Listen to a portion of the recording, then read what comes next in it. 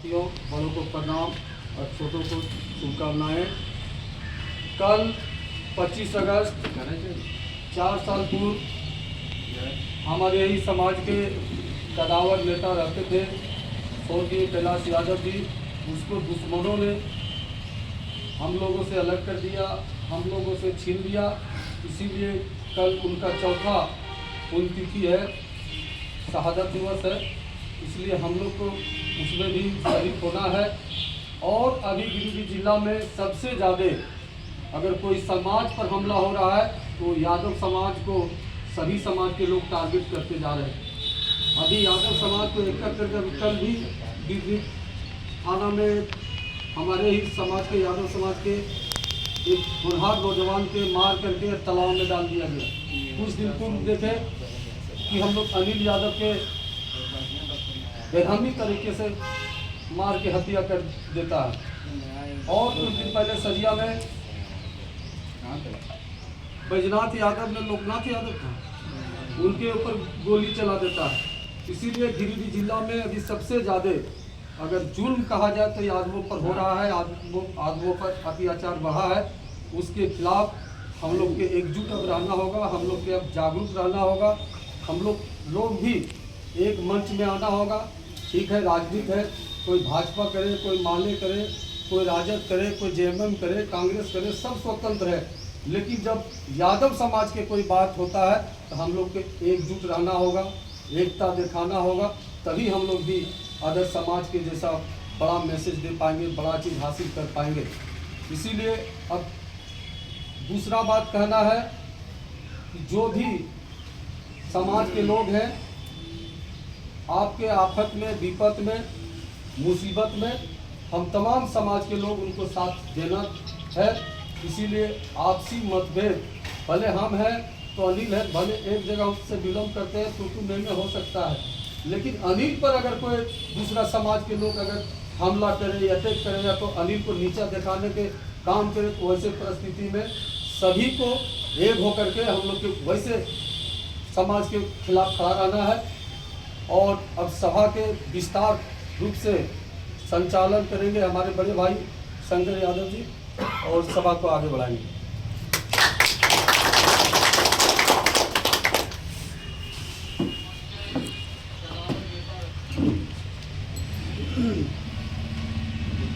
आज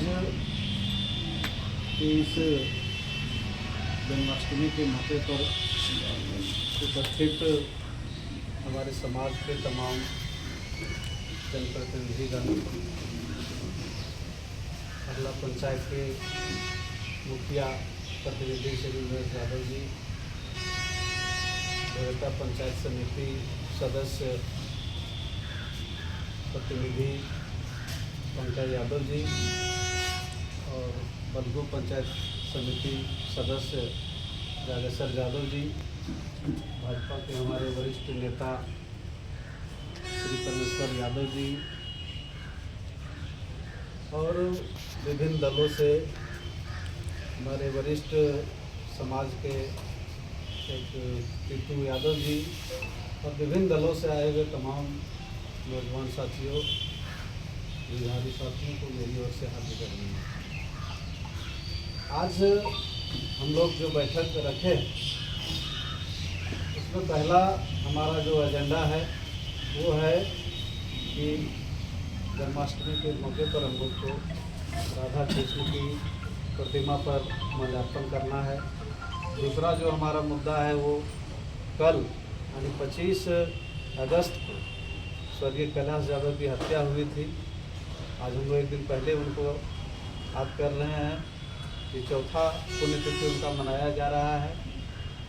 और तीसरा अन्याय हम लोग एक मुद्दा लिखे हैं कि और भी किसी तरह का किसी को बात रखनी हो तो सारे लोग अपना आपस में ही हम लोग सारे लोग बैठे हुए हैं, किसी तरह का गिला शिकवा हो तो उसको हम लोग एक इस पटल पर रखने का काम करें।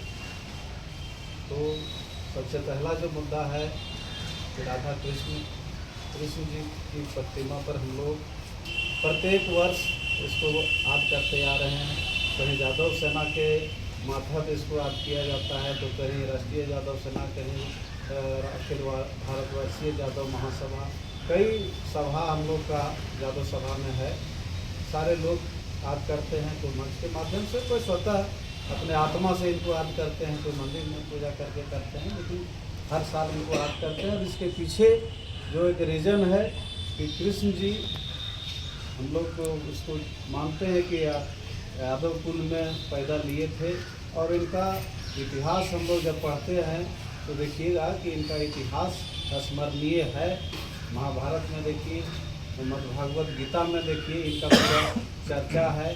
और बाल्यावस्था से ही इन्होंने ऐसा ऐसा काम किया है जो हम लोग सुनते आ रहे हैं कि रास लीला, गोवर्धन लीला, गौचारण लीला, क्या क्या बहुत सारा लीला है जो अपना समय में किए। और सबसे इनका जो बड़ा प्रसंग है जो महाभारत में अर्जुन और कृष्ण जो संवाद, इस संवाद को विशेष रूप से लोग चर्चा करते हैं। इसलिए आज का भी परिस्थिति अगर देखा जाए तो जिस तरह से उस युग में, द्वापर युग का उल्लेख है, द्वापर युग में इनका पूरा इतिहास लिखा गया है, और विष्णु का 8वां अवतार में लिखा गया। तो जिस तरह से द्वापर युग में इन्होंने जो उस समय भी एक लड़ाई थी, महाभारत की लड़ाई थी, कौरव पांडव की लड़ाई थी, जिसमें एक सारथी का काम किए थे और पांडवों को मदद करने का काम किए थे। आज भी देखिएगा कि पूरे देश प्रदेश के अंदर आज भी एक लड़ाई है, और इस लड़ाई को हम लोग को मजबूती से लड़ने की ज़रूरत है। अब कहिए कि लड़ाई क्या है, तो लड़ाई अभी आप देखिए कि सबसे पहला जादव समाज, जो हम लोग ओबीसी समाज में आते हैं, तो सबसे बड़ी लड़ाई है कि आरक्षण की लड़ाई भी हम लोग को एकजुट होकर लड़ना होगा। अभी जो हमारी आबादी है, आबादी जो है हमारा जो है 54% है, और 54% में हम लोग को मिल रहा है कितना, 15% दिया जा रहा है। हम लोग आधा, मतलब 54 का आधा कहिए कि 27% भी हम लोग आरक्षण नहीं ले पा रहे हैं।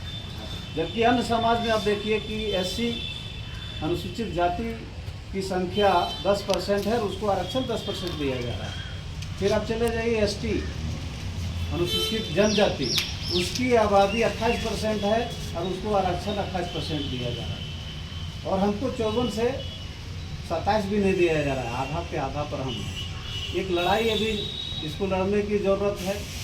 दूसरी बात है कि जादवों पर लगातार हमला हो रहा है, और आज से नहीं हो रहा है, पहले से भी हम लोग देख रहे हैं कि उधर देखिए कामेश्वर यादव की हत्या होती है, तो उधर लाल बिहारी यादव की हत्या हो गई, उधर फिलहाल में अनिल यादव की हत्या हुई, उधर चले जाइए बैजू यादव की हत्या हुई, कल शाखाबाद पंचायत का में जो है तो कौन यादव था, उनका एक हत्या हो गया। तो लगातार यादवों पर टारगेट किया जा रहा है, तो इस तरह की लड़ाई है। दूसरा एक तो जो हमारा यादव समाज का कहिए, SC ST का कहिए, चाहे OBC समाज का कहिए, उस समाज को आगे बढ़ाने का काम जो लालू प्रसाद यादव जी ने जो किए, वो लालू प्रसाद यादव पर भी लगातार हमला हो रहा है। अब हमला कैसे हो रहा है, उसको डायरेक्ट नहीं करके इनडायरेक्ट रूप से उसको दिया जा रहा है। आज जिस तरह हम कृष्ण जी का प्रतिमा पर माल्यार्पण कर रहे हैं, कल नहीं रहेंगे लालू यादव, तो यादव समाज लालू यादव को भी इसी तरह याद करेंगे, इनका पुण्यतिथि लोग मनाएंगे। लेकिन अभी हम लोग उनकी लड़ाई को नहीं लड़ पा रहे हैं। अभी देखिएगा कि पूरा कैसे ED और CBI लगा करके उनको परेशान किया जा रहा है। डायरेक्ट तो नहीं हो रहा है, लेकिन इनडायरेक्टली उसको टॉर्चर किया जा रहा है। आप बैठा मुझे न मांगना।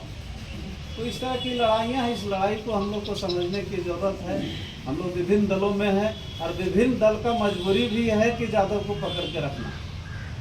यादव एक त्यागी जात होता है, लड़ाकू जात होता है, ईमानदार जात होता है, इसलिए सभी दल चाहता है कि यादव को कुछ पड़ो। अभी कोई भी दल में आप देख लीजिए तो सब दल में यादव आपको मिलेगा। तो प्रखंड अध्यक्ष है, तो कोई जिला उपाध्यक्ष है, तो कहीं कार्यकारी अध्यक्ष है, लेकिन हर दल में आप देखिएगा तो हमारा लोग है। लेकिन उस दल में भी रह करके आपको असली लड़ाई आपका जो है, हम क्या करें, हमारा जो असली लड़ाई आरक्षण का है, आरक्षण की लड़ाई को हम लोग को मजबूती से लड़ना होगा। चाहे किसी भी दल में आप हो, लेकिन होता क्या है कि अगर हम आरक्षण के लिए उतरे हैं रोड पर, तो उसमें देखिएगा कि कोई भी ये फलाना पार्टी समर्थन किया तो फलाना पार्टी के लोग आएंगे, भाजपा अगर समर्थन नहीं किया तो भाजपा के लोग नहीं आएंगे, कांग्रेस समर्थन नहीं किया तो कांग्रेस में जो ज़्यादा वो नहीं आएंगे। तो इस टाइप का होता है। लेकिन जो लड़ाई है, उस लड़ाई को हम लोग को लड़ना पड़ेगा, तभी हम लोग का बाल बच्चा का भविष्य जो है सो उज्जवल होगा। तो इस तरह से बहुत सी बातें हैं और हम यही कहना चाहेंगे कि बहुत से आपस में भी हम लोग कभी कभी उलझ जाते हैं, कभी कोई सोशल मीडिया पर कुछ करने लगते हैं, कभी कुछ होने लगता है। लेकिन जिस तरह से हम लोग आज एकजुट होते हैं, कोई भी लड़ाई को हम लोग मजबूती से जब उठाते हैं, तो आप देखिएगा कि उसमें हमारा ही लोग उस लड़ाई को कमज़ोर करने का काम करते हैं। मैं इस जगह पर इसलिए बात रख रहा हूँ क्योंकि हमारे समाज के ही लोग हैं। जब जब हमारा यादव पर हमला होता है तो हम लोग एकजुट हुए।